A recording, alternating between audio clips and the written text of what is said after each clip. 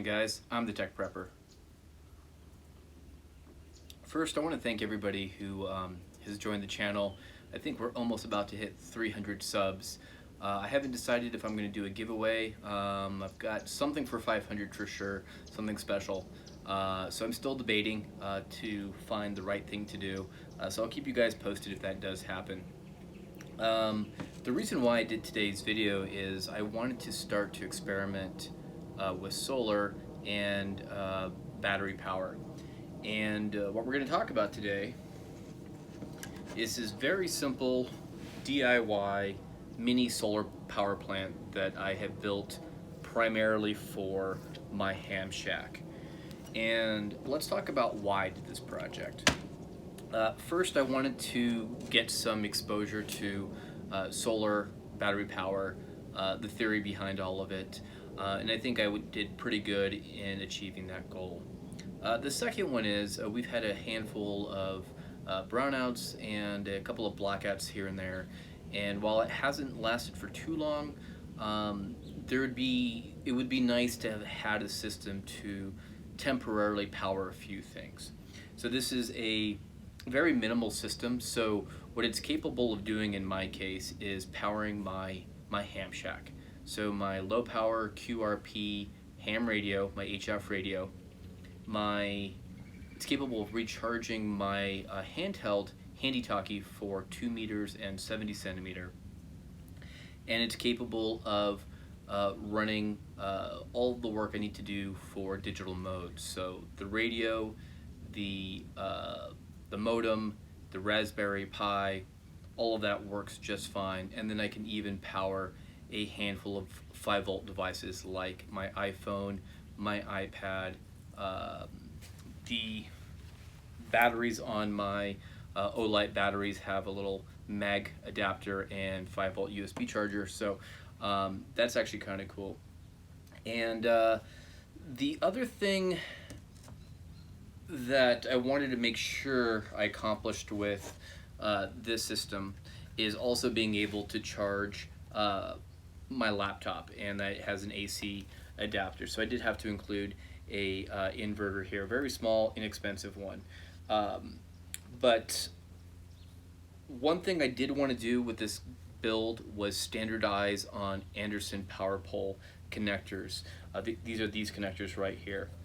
And the reason why I wanted to do that is it's the standard for ham radio, and all of my equipment, all of my connectors are on that model. So I could have gone with an automotive fuse block, but instead I decided to go with this rigrunner 4000 6U. And the other nice thing about this unit in particular is that it works really nicely with my bioenno battery, because it also has the Anderson power pole for the input, but it also has USB 5-volt connectors here, so I didn't have to get something extra to down convert 12 volts to USB or run the inverter just to get the 5-volt USB here. So cool little thing.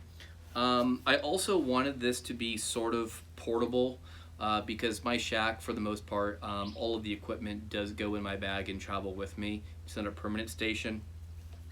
So I opted to mount this on a piece of wood with a, I believe they call it a French cleat hanger.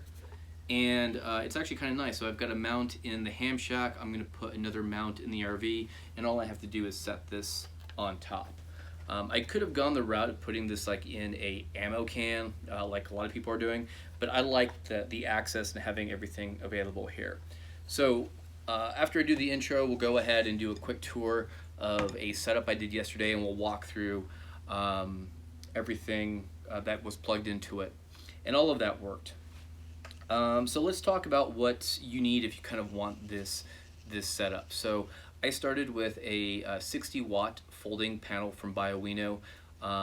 They're not going to produce a whole lot at optimal capacity. If you take the 6 watts of solar panels, divide it by your battery voltage, which is 12 volts, theoretically be able to draw 5 amps from it. And that's never going to happen with losses in the connectors, the cables, and then efficiencies of the solar panels themselves. I will tell you, here in the Arizona sun, I was able to draw about 3.5 to about 3.75 amps. So I was really happy with that. I'm sure I could tweak it a bit. Um, and in terms of cables, I did not go with standard solar panel cables. I had 10 gauge zip cord on hand, so I went with that. Again, I don't know if that's a standard, but I did terminate everything with 45 amp Anderson power pole connectors. And on that note, I want to talk about tools a bit. The tools are important for this project. I did make an investment maybe 6 months ago into 2 tools. The first one was this crimper tool. It's designed for crimping Anderson power pole connectors. It has a die for 15, 30, and 45 amp, so really helpful. And I need to do a little bit of research. I bought this one on Amazon, and it looks like I could remove the die here. As I get more into the solar projects, I want to standardize on the MC4 connectors, and I want to see if I could just swap out the die and still use the same tool. So highly recommend it. I'll put a link below if you guys are interested. And then this one I think I got at Lowe's or maybe even online, and it's an automated crimper for different wire gauges, and it is really quite nice. It does a perfect strip every single time. So I think each of these run anywhere from $25 to $30, but like I said, the amount of projects I've been doing, these have been well worth the investment. And then the Anderson power pole, or the Anderson power poles, I found a lot of issues buying them online at Amazon. The first few times I purchased them, the quality was really bad. They look like really horrible Chinese knockoffs. So I have been sourcing my stuff exclusively from PowerWorks. I just find that they just work better, the quality's better, and I get a better connection out of them. So what else am I missing here? Get some coffee real quick, hold on.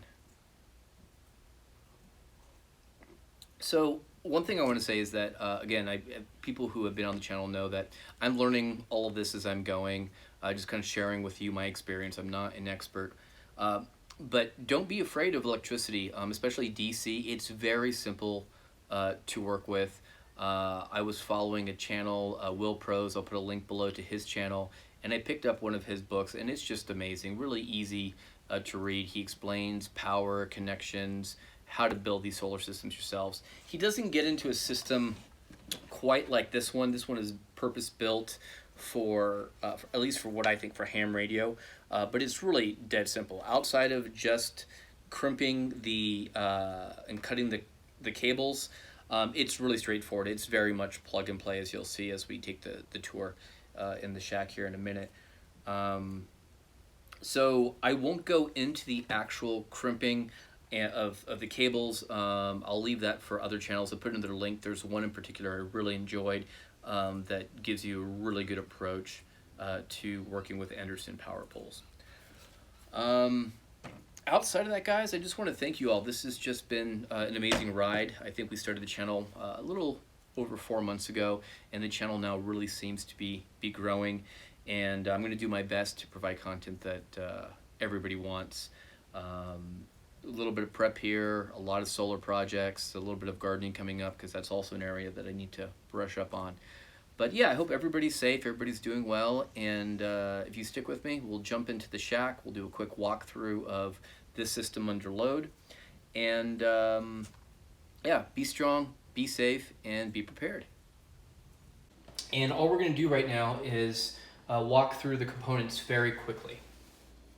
So here is the 10 gauge wire coming in from my solar panel, and I'm going to connect it to our inline watt, amp, and voltmeter.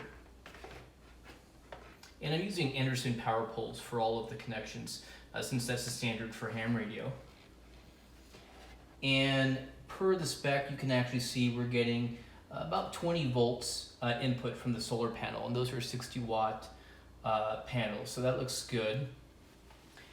This is our bioenno solar charge controller. It's a cheapie, but it's designed to work with the panels I have and the battery I have. And from the volt watt amp meter, I'm connected to the solar input here. There are two more outputs. One is for your battery output, and the other one is to connect directly to a load. They don't recommend you actually do this. In the case of my panels, they're 60 watts, so if they're operating at top efficiency, if we divide 60 watts by 12 volts, it means we're going to be pushing a max of 5 amps. We're not likely to see that even here in the Arizona sun. I've opted not to mount my bioenno lithium iron phosphate battery. Instead, I've kind of reserved an area where it can be placed here pretty nicely. Off to the right, we have our Rig Expert. The reason why I purchased this and did not go with an automated or automotive fuse block is I want to standardize on Anderson power poles and also have the ability to have 5 volt USB ports here, so I don't have to have another system to convert 12 volts to 5 volts. And then I have an old 400 watt inverter, and I recut the cables today just to make it nice and neat. So let's go ahead and plug in our battery. And I have a 40 amp fuse here. This board is capable of 40 amps. The only fuse I had to replace was the one that's going to the inverter. It had a 25 amp. I went ahead and replaced it with a 30. Okay, the next thing we're going to do is connect the battery charger to our battery. And the battery is fully topped off, so we're not drawing any amps. It's still reading as 0 amps and 12 volts. So at this point, let's go ahead and let's start connecting everything I had planned here. So the first thing we have connected is the inverter. I'm likely only to turn this on when I want to charge an appliance like a laptop. But next on the list, let's go ahead and bring in our yaesu 818 ND. And I'm going to put this one on a 10 amp fuse. And we're going to go ahead and turn on that guy.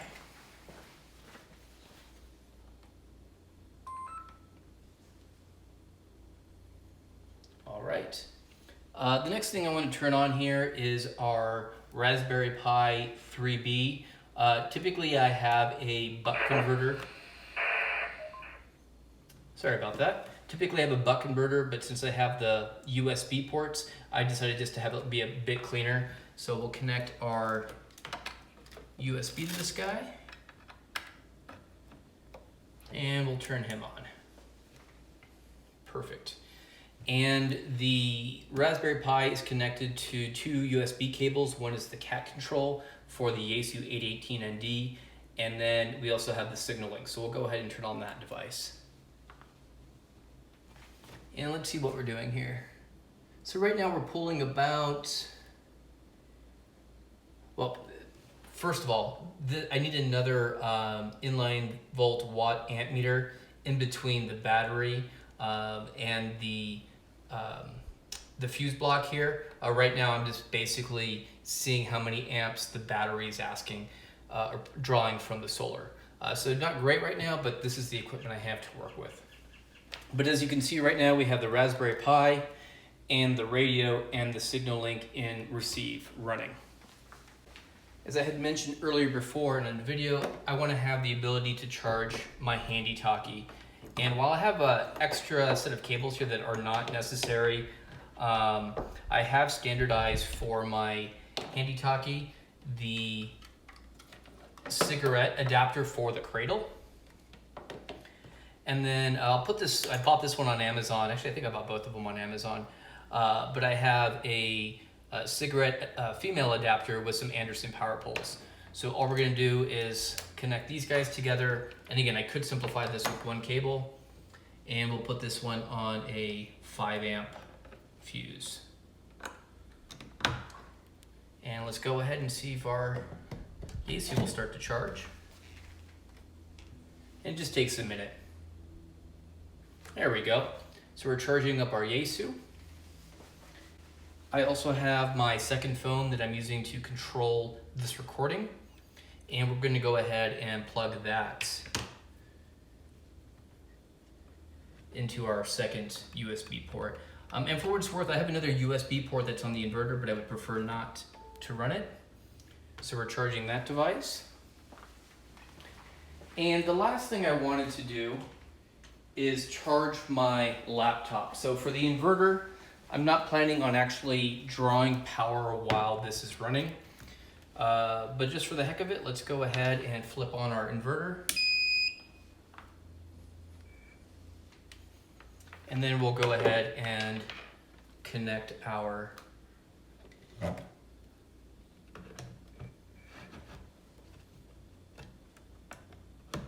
we go.